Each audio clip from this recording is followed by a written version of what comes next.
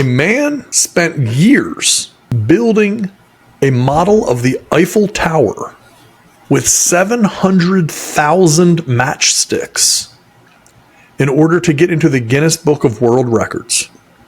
He spent 8 years piecing together 706,900 matchsticks to make a 23.6-foot model of the Eiffel Tower.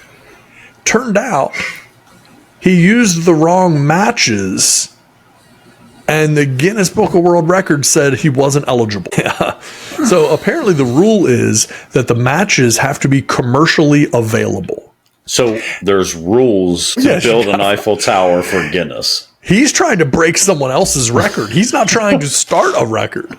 There's someone that already has this record. And someone put a bylaw out of rules and regulations for building a matchstick Eiffel Tower. Yes. Okay. It's very important because someone already has the record and he was trying to break the record. The existing record is owned by a guy named Tufik Dahar from Lebanon. He made a matchstick Eiffel Tower that was 21.4 feet high in 2009, and he used 6 million matches, little matches. This guy thought that he had a little cheat and used bigger matches, but he made the thing 2 feet taller than the existing record. And then Guinness said, nope, you can't use those matches. So he didn't look into the bylaws of matchstick making Eiffel Tower for the Guinness Book of World Records before he spent the last 8 years building this thing. He sort of did. Here's where it gets interesting. He bought these matches.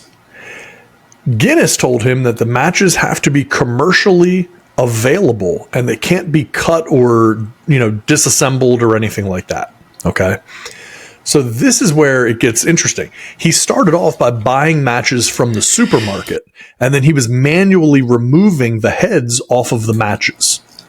But then he went to a manufacturer and he struck a deal for them to sell him 33-pound boxes of headless matches. So just matchsticks. So he was like, perfect. Now I can go ahead and just use these and build it.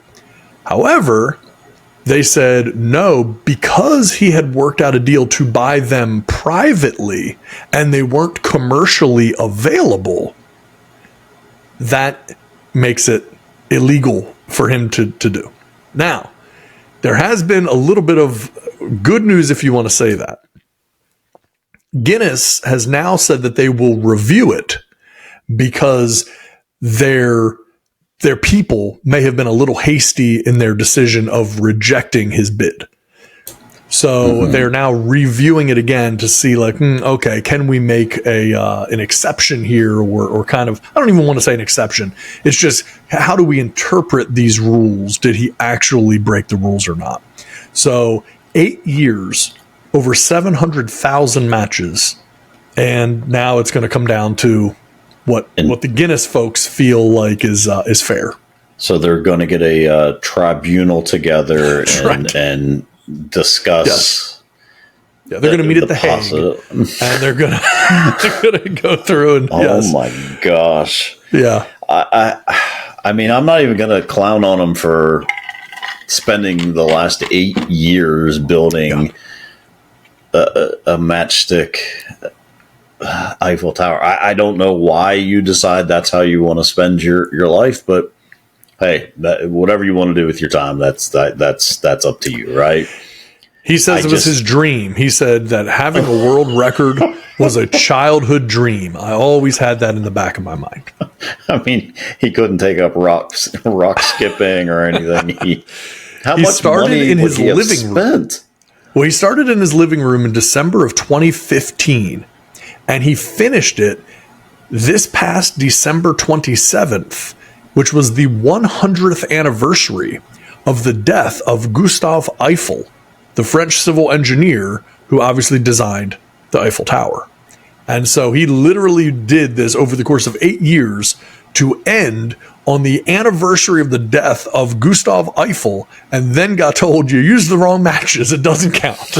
Oh my gosh, man. Yeah, but I do think they may work it out. There is still hope. There's still hope out there. So the good folks at Guinness said, and their exact quote, I'll give you the exact quote from what they say. Mark McKinley, the director of Guinness's Central Records Services, told NBC News, "It's the job of our records management team to be thorough and fastidious in reviewing evidence to make sure the playing field is level for everyone attempting a Guinness World Records title.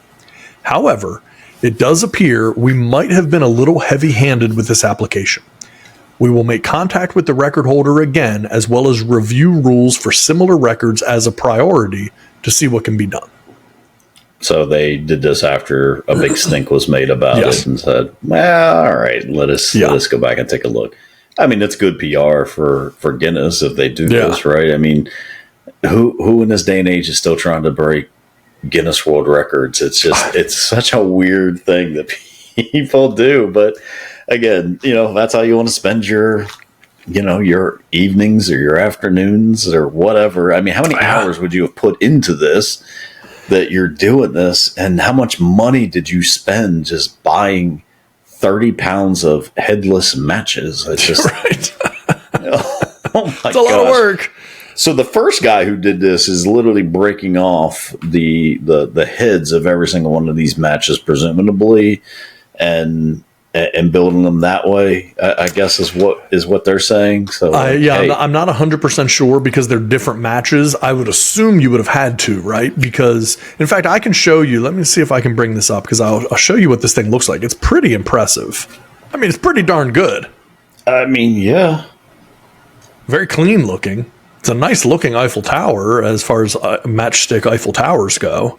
Yeah, so either way, yes, it's a nice looking Eiffel Tower. It's clean looking. I'm not sure why the video wasn't sharing on here, but regardless, it looks nice. But I mean, it is what it is, right? It's a tall wooden Eiffel Tower.